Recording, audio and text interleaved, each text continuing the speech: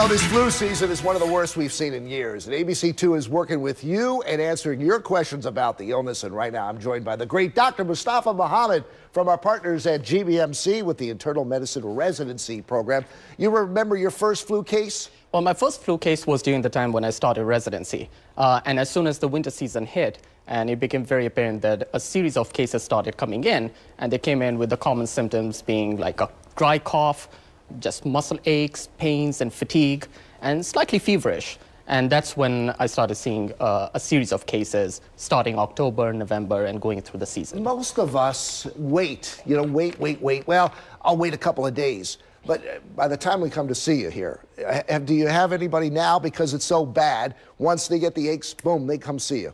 Yes, and that's what we emphasize the most. And I would like the viewers also to know about this, that as soon as you feel the symptoms coming on, that they should go and seek help from the doctor as soon as possible. Because the therapy that can be given is very effective if given within the first 48 hours. Okay. And that reduces the duration of the disease and reduces the chances of the disease being spread to other people. How long does it linger before we get it full-fledged? Well, usually it lingers about for a day or two before it becomes a very high risk where you can spread it to another person.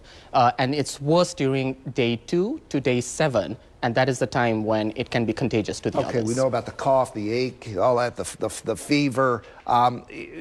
Do you weed it out? Do you start at the flu and work backward, or do you start at the bottom and work up to the flu? Well, like I said, common things being common, the first and most important thing is to recognize the series of symptoms that the patient is presenting with and try to identify whether it's going to be a bacterial infection or a viral infection.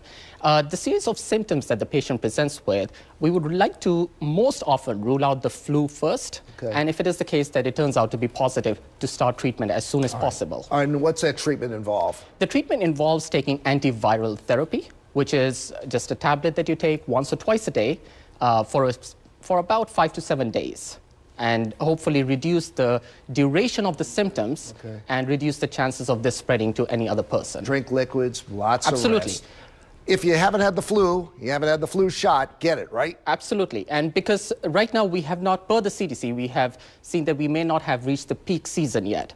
And there's a very high probability that you may catch the flu. If you haven't had the flu and you had your flu shot, get another shot? No. One flu shot is good enough, and it seems, per the recommendation of the CDC, it's only one flu shot, and it's good enough for the season. All right. Did you wash your hands today? Absolutely. All right, then. Good. Thank you very much for having me. Thank you, doctor. Very good.